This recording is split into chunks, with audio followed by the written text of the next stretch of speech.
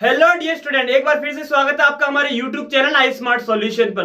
तो आज की इस वीडियो में हम आपके साथ क्लास 12 के चैप्टर 9 के ray optics and optical instrument इसके सभी न्यूमेरिकल डिस्कस करने वाले हैं। एज यू नो, जैसे कि आप जानते हैं, हम इस चैप्टर के आपके साथ क्या फॉर्मूले डिस्कस कर चुके हैं, वो भी पीडीएफ नोट्स के साथ। तो इसके हम कुछ न्यूमेरिकल आपके साथ डिस्कस करेंगे, उसके बेस पे कुछ न्यूमेरिकल हम आपके लिए भी यानी कि प्रैक्टिस सेट बनाकर डिस्क्रिप्शन बॉक्स में उसकी पीडीएफ आपको मिलेगी। आप उस न्यूमेरिकल को पहले मेरे से न्यूमेरिकल समझेंगे, यहाँ पर न्यूमेरिकल समझने के बाद आपको उन न्यूमेरिकल को अपने आप ट्राई करना है। आई होप कि आप उन सभी न्यूमेरिकल को अच्छे से कर पाए। अगर आप न्यूमेरिकल को सभी को अच्छे से सॉल्व कर पाते हैं तो कमेंट बॉक्स में डन बोलना ना भूले। अगर आपको वीडियो पसंद आए या आपके लिए बहुत ज्यादा हेल्पफुल रहे तो वीडियो को जरूर लाइक कर दें। अगर आप चैनल पर नए हैं तो चैनल को सब्सक्राइब करना ना भूलें, जिससे कि आने वाले अपकमिंग चैप्टर्स की सभी वीडियोस, सभी नोट्स फिजिक्स के आपके पास पहुंच सके। जैसे कि हमने आपको बताया कि हम आपके साथ 9 चैप्टर के कुछ न्यूमेरिकल डिस्कस करने वाले हैं। 9 चैप्टर के फॉर्मूले हम आपके साथ ऑलरेडी डिस्कस कर चुके हैं, जिसके पीडीएफ नोट्स उसके वेयर यूनिट सिंबल के साथ आपको हम प्रोवाइड कर चुके हैं।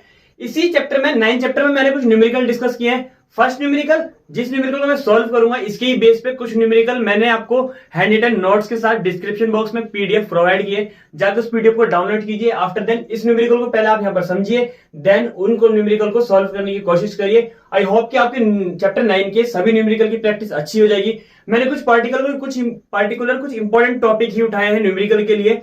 सिर्फ डेरिवेशन के लिए इंपॉर्टेंट टॉपिक कौन कौन से हैं ये मैं ऑलरेडी 2 बार बता चुका हूं। एक बार 9 चैप्टर के जब मैंने सारे न्यूमेरिकल बताए उसमें मैंने टिक कर दिए कौन कौन से डेरिवेशन इस चैप्टर से इंपॉर्टेंट है। सेकंड टाइम मैंने कहां बताया, जब मैंने पूरी फिजिक्स के इंपॉर्टेंट डेरिवेशंस की वीडियो अपलोड की है, उसके नोट्स भी वहां पर है पीडीएफ नोट्स के साथ। जाइए चैनल पर विजिट कीजिए, दोनों ही कॉन्सेप्ट से 9 चैप्टर के इंपॉर्टेंट डेरिवेशन समझ सकते हैं। वन मोर थिंग मैं आपको बता दूं, क्लास 12 में इजीली जिन बच्चों की प्रिपरेशन कम है, उन्हें जल्दी से पास होना है, उन्हें कम चैप्टर कवर करने, तो 9 चैप्टर, 10 चैप्टर, 3 और 7 इन 4 चैप्टर्स को बहुत अच्छे से प्रिपेयर कर ले। कुछ चैप्टर थोड़ा बहुत और पढ़ लेगा तो वो इजीली अच्छे नंबर से पास हो जाएगा। तो देखते हैं 9 चैप्टर में कौन कौन से न्यूमेरिकल इंपॉर्टेंट है। फर्स्ट न्यूमेरिकल में रीड करता हूं, देन गिवन दैट नोट करते हैं, सॉल्व करते हैं क्वेश्चन को।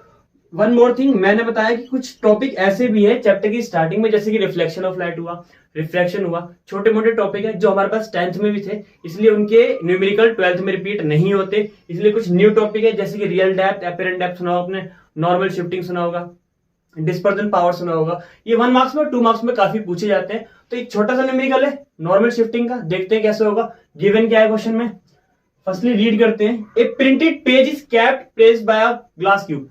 पेपर वेट की तरह ग्लास क्यूब हमने रखी है पेपर वेट को रोकने के लिए, ज्यादातर ऑफिस में आपने देखा होगा, जिसका रिफ्रैक्टिव इंडेक्स कितना गिवन है, 1.5 गिवन है। Refractive index of the glass cube is 1.5, ये गिवन है हमें। Anything else, yes. Of edge 6 centimetre, यानी कि जो हमारे पास पेपर है उसकी एज कितनी है, एज को या फिर थिकनेस को हम क्या टी से डिनोट किया था। नॉर्मल शिफ्टिंग का आपको फॉर्मूला भी याद होगा। What amount will the printed letters appears to be shifted view from the top। Top से शिफ्ट करने के बाद व्यू कैसा आने वाला है। तो नॉर्मल शिफ्ट का फॉर्मूला क्या था, नॉर्मल शिफ्ट इक्वल में टू बी कैलकुलेटेड लिख सकते हैं या डायरेक्ट फॉर्मूला लिख लो, यहाँ लिख दो नॉर्मल शिफ्टिंग को मैं आपको बता दो डी से डिनोट करते हैं, तो यहाँ पे लिख देते हैं टू बी कैलकुलेटेड, ये हमें कैलकुलेट करना है।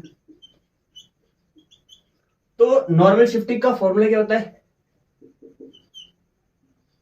T 1 - 1 upon mu. सॉल्व करते हैं, टी की वैल्यू क्या है 6 सेंटीमीटर, 1 सेम, म्यू की वैल्यू 1.5।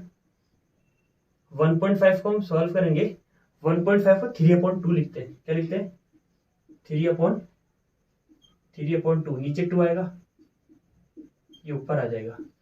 तो मेरे पास क्या आएगा, D इक्वल 6 1 - 2/3।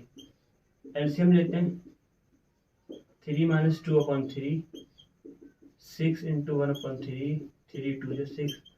तो नॉर्मल शिफ्ट कितना है 2 सेंटीमीटर।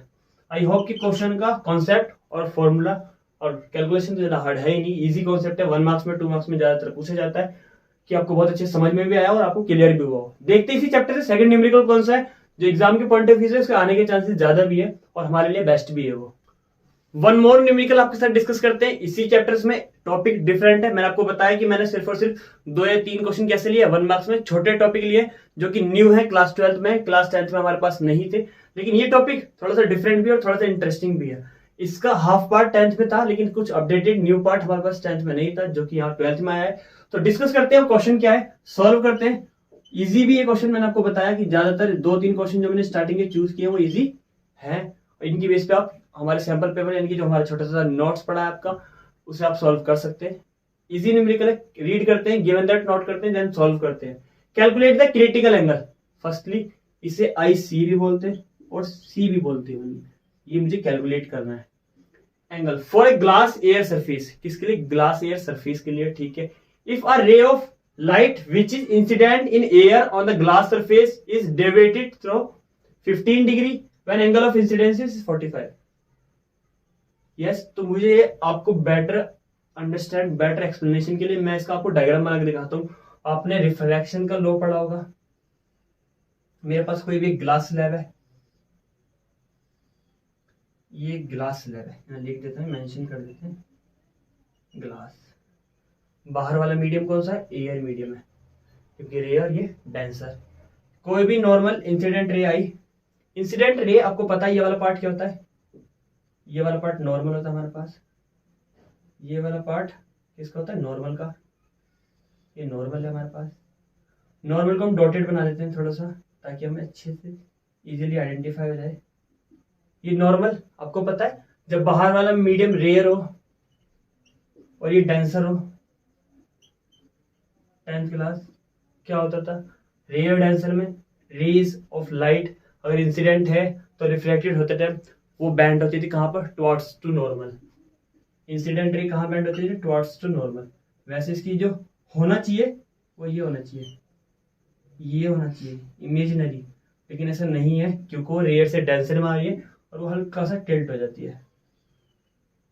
कहाँ पर? और यहाँ पर जाकर वापस सीधी हो जाती है। पढ़ा होगा आपने, इंसिडेंट रे, रिफ्रैक्टेड रे, इमर्जेंट रे। ये डिग्री का उन्होंने यहाँ पर बोला है क्या? The critical angle for glass air surface. Glass air surface के लिए मुझे क्या क्रिटिकल एंगल निकालना है? If a ray of light which is incident in air, incident तो एयर में ऑन द ग्लास सरफेस, ठीक है, is deviated through 15 degree when an angle of incidence is 45। यानी कि ये वाला एंगल ऑफ इंसिडेंस 45 है, डेविएटेड कितनी हो जाती है? 15 डिग्री हो जाती है। आपको बताऊं, ये वाला एंगल और ये वाला एंगल आपस में कैसे होते हैं? इक्वल होते हैं। मैंने सरफेस को नाम दे देता हूँ, ए, ये बी लाइन है, ये हमारे पास एन डैश ले लेते हैं क्योंकि नॉर्मल का पार्ट है। ये हमारे पास सी, ये डी पार्ट है। अब आप ये देखिएगा, angle of incidence, angle of reflection आपस में इक्वल होते हैं। किसमें? रिफ्लेक्शन के लॉ में। ये 45 है, ये 15 है, तो रिमेनिंग पार्ट कितना होगा? इसे मैं आर मान लू, आर। तो मेरे पास 45 इक्वल में 15 प्लस आर लिख सकता हूँ, ऑब्वियसली लिख सकता हूँ, क्योंकि गिवन क्या क्या है मेरे पास? आई की वैल्यू कितनी है? 45 गिवन है, डेविएटेड थ्रू 15 डिग्री। तो मेरे पास आर कितना आएगा? Plus change into minus, 45 minus 15 is 30। तो आर रिफ्लेक्टेड एंगल कितना है? 30। इंसिडेंस कितना है? 45। आपने एक छोटा सा पॉइंट पढ़ा है क्या? क्रिटिकल एंगल फाइंड करना है। क्रिटिकल एंगल का फॉर्मूला पढ़ा है, म्यू इक्वल में 1/sin c, लेकिन म्यू चाहिए। म्यू में किससे निकाल सकता हूँ? By Snell law. Snell law, Snell law क्या होता है? म्यू इक्वल में sine i upon sine r. Sine r, sine i क्या है? 45, आर कितना है? 30 डिग्री। दोनों की वैल्यू रखते हैं। 45 की वैल्यू क्या होती है? 1/√2, 30 की 1/2, मिड में फर्स्ट लास्ट में, तो 2/√2। 2 को मैं 2 टाइम रूट में लिख सकता हूँ, ऑब्वियसली लिख सकते हैं। 1 टाइम कैंसिल, क्या आया? √2। तो आपने देखा म्यू रिफ्लेक्टिव इंडेक्स की वैल्यू क्या है मेरे पास? √2। म्यू इक्वल में √2। फाइंड करना है मुझे क्रिटिकल एंगल। तो म्यू का फॉर्मूला क्या होता है? 1/sin c या sin IC। sin c मेरे पास है, फाइंड करना है। म्यू मेरे पास 1/√2 है, पुट करते हैं 1/sin c, same, divide change into multiply, multiply change into divide. sin c equal में 1/√2। √2 वैल्यू किसकी होती है साइन में? 45 की। Sine cancel by sine, critical angle कितना है मेरे पास? 45 डिग्री। होप्स तो कि आपको न्यूमेरिकल समझ में आया हो, कॉन्सेप्ट भी आपको अच्छे से लगा हो। डायग्राम के थ्रू क्वेश्चन को समझाना बहुत इजी था। आपके पास कोई भी ऐसा एग्जांपल अगर ऐसा कोई क्वेश्चन आपके पास बोर्ड में आता है तो आप उसका डायग्राम बनाकर अच्छे से समझ भी सकते हैं और एग्जामिनर को अच्छे से एक्सप्लेन भी कर सकते हैं। न्यूमेरिकल आपके लिए बहुत ज्यादा यूजफुल रहेगा। देखते हैं इस चैप्टर में थर्ड न्यूमेरिकल कौन सा है, मेरे अकॉर्डिंग वो बहुत ज्यादा इंपॉर्टेंट है इन दो की कंपेरिजन में। तो देखते हैं न्यूमेरिकल नंबर 3। तो ये एक और न्यूमेरिकल डिस्कस करते हैं, थर्ड न्यूमेरिकल। मैंने आपको बताया कि उन दो के कंपैरिजन में इंपॉर्टेंट है। इंपॉर्टेंट है क्यों, मैं आपको बताऊं कि आपको 9 chapter ray optics and optical instrument, जो कि आपको पता है बहुत ज्यादा इंपॉर्टेंट चैप्टर है फिजिक्स से। इस चैप्टर का सबसे पहला आर्टिकल कौन सा है जो इंपॉर्टेंट है, जिसका नाम क्या है, lens maker formula. Lens maker formula का अगर एग्जाम में क्वेश्चन आता है, अगर एग्जाम में क्वेश्चन 5 मार्क्स में आता है तो 3 मार्क्स में उसका डेरिवेशन और 2 मार्क्स में उसका न्यूमेरिकल आता है। इसलिए मैंने लेंस मेकर फॉर्मूला का एक न्यूमेरिकल आपके साथ डिस्कस करना चाहा। एक न्यूमेरिकल मैंने किया है, एक आपको नोट्स में प्रोवाइड करा है। आप इसे समझने के बाद उसे सॉल्व करें। आई होप कि वो आपसे बहुत इजीली हो भी जाए। मैं यहाँ पर समझाता हूँ, आप समझने की बहुत अच्छे से कोशिश करेगा। मुझे पता है क्लियर हो जाएगा कॉन्सेप्ट, क्योंकि ज्यादा हैवी कॉन्सेप्ट नहीं है, ज्यादा हार्ड भी नहीं है। गिवन दैट नोट करते हैं, क्वेश्चन सॉल्व करते हैं। लेंस मेकर फॉर्मूला बहुत इंपॉर्टेंट भी है। तो गिवन में हमारे पास क्या क्या है, रीड आउट करते हैं, देन नोट करते हैं। The radius of curvature, radius of curvature given है किसकी, डबल कॉन्वेक्स लेंस की। आपने लेंस मेकर फॉर्मूला का अगर आपने आर्टिकल प्रिपेयर किया है तो आपको पता होगा डबल कॉन्वेक्स लेंसेज होते हैं। ग्लास का रिफ्रैक्टिव इंडेक्स हमें गिवन है कितना, म्यू इक्वल में 1.5। ठीक है, anything else. Are in ratio, मतलब जो रेडियस ऑफ कर्वेचर है कितनी है, 1:2 है। रेडियस में हम पता है कोई भी चीज रेशियो में होती है तो डायरेक्ट नहीं लिखते। फर्स्ट की रेशियो 1R, सेकंड की हम कितनी दिए, 2R दिए, डबल यानी कि। तो एक चीज और, double convex lens, lens maker formula, first वाली की रेडियस कैसी होती है, पॉजिटिव, क्योंकि राइट साइड में होती है, लेफ्ट साइड में माइनस का 2R। These lens render the ray parallel coming from an illuminated filament at the distance of 6 centimetre. मतलब जो उसमें हमने जब आर्टिकल प्रिपेयर किया है, जब कुछ भी चीज, कोई भी ऑब्जेक्ट है, कोई भी फिलामेंट है, कोई भी सोर्सेज रखते हैं तो हम फोकल लेंथ पे रखते हैं। तो वहां पर हमारे पास focal length filament, illuminated filament दिया है, कितनी होती है, 6 सेंटीमीटर। कॉन्वेक्स की फोकल लेंथ पॉजिटिव होती है। Calculate the radius of curvature, obvious है R1 और R2 फाइंड करना है। किसकी हेल्प से फाइंड करेंगे हम, किसकी, लेंस मेकर फॉर्मूला से। लेंस मेकर फॉर्मूला होता क्या है, by lens maker formula, maker formula क्या होता है, 1/f इक्वल में mu minus 1/r1 minus 1/r2। Value put करते हैं, गिवन क्या है, म्यू की वैल्यू 1.5 थी, माइनस 1, ये कितना है, r1 कितना है मेरे पास 1R, r लिख सकते हैं, माइनस सेम, r2 कितना, माइनस का माइनस माइनस प्लस हो जाएगा। एलसीएम सॉल्व करना आता है, 1.5 में से 1 माइनस करेंगे 0.5। आर यहाँ पर भी, आर यहाँ पर भी मैं आर को कॉमन ले लेता हूँ, 1 + 1/2 बचेगा। 1 + 1/2 ऐड करना आता है, 2 1 जा 2 और 1 3, इट मीन्स 3/2। और इसे हम लिखते हैं 1/2, ये 1/r सेम, ये 3/2 सेम। Issue no. एफ की वैल्यू कितनी है, 6 गिवन है, ठीक है। वो कितना है मेरे पास 3/4R। आर मुझे कैलकुलेट करना है, 3 1 जा 3, 2 2 जा 4, तो 3/4 आर कैलकुलेट करना है।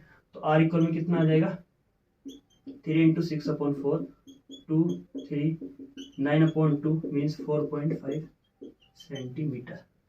आर कितना है 4.5। R1 कितना आएगा, R1 इक्वल में प्लस आर, तो plus 4.5 centimetre.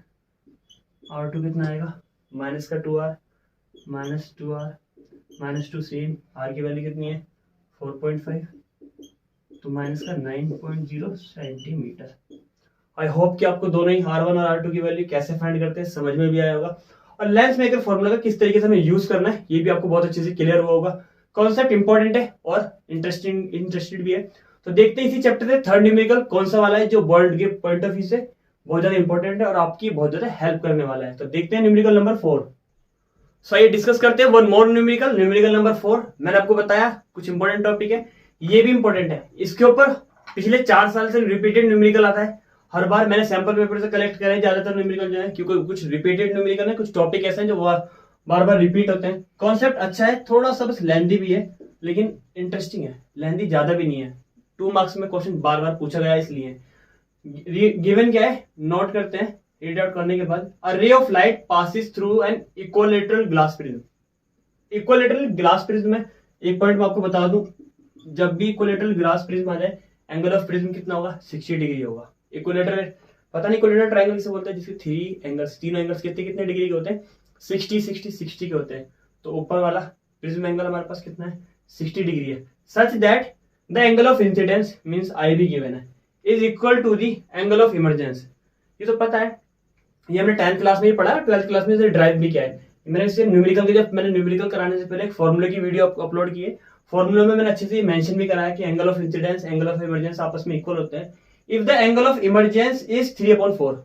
Angle of emergence यानी कि जो इमरजेंस होगा वही इंसिडेंस होगा। बात है कि दो होते हैं, आई डैश होते हैं। जब आपने अगर प्रिज्म वाला आर्टिकल किया होगा, कितना है 3/4 times the angle of prism, मतलब ए का 3/4 है इमरजेंस या फिर इंसिडेंस। फाइंड कर लेते हैं, आगे रीड बाद में करेंगे। आई डैश 3/4, ए की वैल्यू 60, 15 3 45। तो आई और आई डैश दोनों की वैल्यू मेरे पास कितनी आई, 45 आई। आगे रीड करते हैं। कैलकुलेट क्या करना है, फर्स्ट पार्ट में मुझे रीड करना है, फाइंड करना है the angle of deviation. Means in first part मुझे कैलकुलेट क्या करना है, एंगल ऑफ डेविएशन। डेविएशन आपने पढ़ा होगा, इससे रिलेटेड हमने जब आर्टिकल करा एक छोटा सा फॉर्मूला भी पढ़ा है। वहां पर हमारे पास angle of prism plus del equal में आई प्लस आई डैश, ये आया था आर्टिकल के मिड में कंडीशन। इस कंडीशन को यहाँ पे यूज करेंगे और हम डेल को कैलकुलेट कर लेंगे। एंगल ऑफ प्रिज्म हमारे पास कितना गिवन है, 60 गिवन है। Del to be calculated it's 45 and it is also 45। 45 and 45 90 plus change into minus, तो डेल की वैल्यू मेरे पास कितनी आई, 30 डिग्री। एंगल ऑफ प्रिज्म कितना है, 30 degree. Now we are going to solve part number second, the refractive index of the glass prism. It means mu to be calculated. Mu equal में क्वेश्चन मार्क फाइंड करना है। एक छोटा सा relation बहुत important है। म्यू इक्वल में क्या पढ़ा है हमने, sine A plus del m upon 2 sine A upon 2। Minimum deviation वाला कॉन्सेप्ट हमने पढ़ा हुआ है। वैल्यू पुट करते हैं, म्यू कैलकुलेट करते हैं। क्या क्या गिवन है हमारे पास, साइन सेम ए 60 है, डेल एम कितना है हमारे पास 30 आया, upon 2 same sine same A 60 upon 2। Solve करें, 60 प्लस 2 30 divide by 2 45, sine 45 upon sine 30। Sine 45 की वैल्यू क्या होती है, 1/√2। साइन 30 की 1/2, मिड में फर्स्ट लास्ट में 2/√2। 2 को 2 टाइम्स रूट में लिख सकते हैं। सब बेसिक और नॉर्मल कैलकुलेशन है। कोई भी आपको ज्यादा हार्ड या ज्यादा कुछ कंफ्यूजिंग लग रहा है तो आप मुझे बताएं, मैं आपको इजीली और अच्छे से बता दूंगा। मैंने 2 को 2 टाइम्स रूट में लिखा, √2 कैंसिल बाय √2 रिमेन, और स्क्वायर रूट 2 की वैल्यू क्या होती है 1.4142। कॉन्सेप्ट पे पॉइंट के बाद 2 डेसिमल डिजिट पे लिख सकते हैं। आई होप कि आपको क्वेश्चन और न्यूमेरिकल बहुत अच्छे से क्लियर हुआ होगा। कॉन्सेप्ट नया है, थोड़ा सा डिफरेंट है, लेकिन इंटरेस्टिंग भी है। देखते हैं इसी चैप्टर में न्यूमेरिकल नंबर 5, जो कि मैंने बताया 3, 4 और 5 तीनों न्यूमेरिकल बहुत ज्यादा इंपॉर्टेंट है। तो देखते हैं न्यूमेरिकल नंबर 5। एक और न्यूमेरिकल नंबर 5, इट मींस मेरी इस वीडियो का लास्ट न्यूमेरिकल आपके साथ डिस्कस करते हैं। मैंने आपको बताया, ये भी मैंने कोशिश की है कि ये इंपॉर्टेंट न्यूमेरिकल हो। यहाँ पर आपको पता होगा चैप्टर के लास्ट में 3 टॉपिक बहुत ज्यादा इंपॉर्टेंट है, सिंपल माइक्रोस्कोप, कंपाउंड माइक्रोस्कोप और एस्ट्रोनॉमिकल टेलीस्कोप। तीनों के ऊपर न्यूमेरिकल और आर्टिकल बहुत ज्यादा रिवाइज होता है। तो इसमें ऐसा कंफ्यूजन पार्ट है कि कौन सा वाला बहुत ज्यादा मोस्ट है। मेरे अकॉर्डिंग कंपाउंड माइक्रोस्कोप थोड़ा ज्यादा इंपॉर्टेंट है। सिंपल और कंपाउंड दोनों ही इंपॉर्टेंट है वैसे तो, लेकिन कंपाउंड को मैं थोड़ा ज्यादा प्रेफरेंस देता हूँ। अगर पेपर इजी आया तो सिंपल आएगा, थोड़ा सा भी अगर सीबीएसई पेपर को थोड़ा सा भी मॉडिफाई करती है, थोड़ा सा भी टफ बनाने की कोशिश करती है, तो कंपाउंड के आने के चांसेस ज्यादा है। वैसे इस बार कोविड-19 का ईयर है तो इस बार तो सिंपल माइक्रोस्कोप आएगा, लेकिन हर बार कंपाउंड रिपीट होता है। इसलिए देखते हैं कंपाउंड माइक्रोस्कोप से छोटा सा न्यूमेरिकल इजी भी है और समझ में भी आएगा आपको। पहले से यहाँ पर अच्छे से समझिएगा, देन जो मैंने नोट्स में दिया उससे आप सॉल्व करने की कोशिश करना है। तो देखते हैं क्वेश्चन में क्या क्या गिवन है, किस तरीके से क्वेश्चन को हमें अटेम्प्ट करना है, किस तरीके से सॉल्व करते हैं। The focal length of the objective, focal length given है किसकी, ऑब्जेक्टिव की और आईपीस की of A compound microscope. Focal length of objective and eyepiece कितनी है, ऑब्जेक्टिव की है 4 सेंटीमीटर पॉजिटिव होती है, आईपीस की है 6 सेंटीमीटर। कोई इशू नहीं है, पॉजिटिव में कोई ज्यादा बड़ा मेजर पॉइंट नहीं है, नॉर्मल पॉइंट है। If any object is place a distance of 6 centimetre, एक ऑब्जेक्ट है, ऑब्जेक्ट यू ओ लिख लेते हैं, कितना है 6 centimetre. Object distance always negative ली जाती है, मैंने इस बार 10 से ही बताया। फ्रॉम द ऑब्जेक्टिव, ठीक है। व्हाट इज द मैग्निफिकेशन, सबसे पहले क्या कैलकुलेट करना है मुझे, मैग्निफिकेशन फाइंड करनी है। प्रोड्यूस बाय द माइक्रोस्कोप, जो माइक्रोस्कोप ने प्रोड्यूस की, ठीक है। Distance of the distinct region is 25, ये भी हमें पता होता है, लेकिन लिख लेते हैं डी कितना है 25 सेंटीमीटर, ये भी हमारे पास पॉजिटिव ही होता है। अब मेरे पास u गिवन है, इसकी हेल्प से कुछ तो मुझे फाइंड करना होगा। पहले मैं v फाइंड कर लेता हूँ। इमेज डिस्टेंस क्या होगी, by the lens formula for object क्या होता है लेंस फॉर्मूला, 1/f इक्वल में 1/v माइनस 1/u। मुझे f गिवन है, f o यस गिवन है, u भी गिवन है, v इजीली फाइंड कर सकते हैं। f की वैल्यू कितनी है ऑब्जेक्ट की 4, minus change into plus, u की वैल्यू कितनी है -6, v सेम, प्लस माइनस हो जाएगा, एलसीएम क्या है इसका 12, 4 3 जा 6 2 जा, माइनस करेंगे 1/12, तो v मेरे पास कितना आया, यहाँ मेंशन कर देते हैं, v नॉट इक्वल में 12 सेंटीमीटर पॉजिटिव है। इजी था, 10th वाला कॉन्सेप्ट है। लेकिन कंपाउंड माइक्रोस्कोप का यहाँ पर रोल स्टार्ट है। क्या होती है कंपाउंड माइक्रोस्कोप के लिए, magnification v not upon u not 1 plus d upon fe, ये f और ये fe के लिए क्या क्या गिवन है, यहाँ पर हमारे पास v नॉट गिवन है 12 जो हमने भी कैलकुलेट किया है, u कितना है 6, नेगेटिव है, नेगेटिव नहीं लेंगे, क्यों, क्योंकि आपको मैं बता दूं जो ऑब्जेक्ट होगा नियर अबाउट कहाँ पर होगा, फोकस के पास होगा, तो इसलिए अप्रोक्सीमेटली नेगेटिव होता है। डी की वैल्यू कितनी है 25 है, एफ हमें क्वेश्चन में गिवन था कितना है 6 है।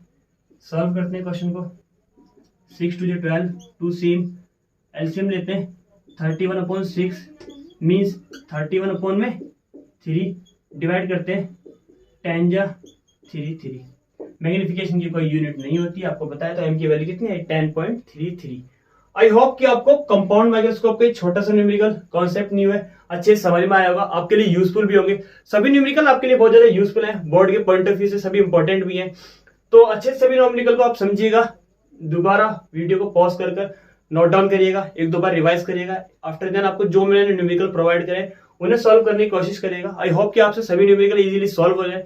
वीडियो आपको पसंद आई हो तो वीडियो को लाइक करना ना भूलें। चैनल पर अगर आप नए हैं तो चैनल को सब्सक्राइब जरूर कर दें, जिससे कि आने वाले सभी चैप्टर्स के न्यूमेरिकल और उनके फॉर्मूले के नोट्स आपके पास पहुंच सके टाइम टू टाइम।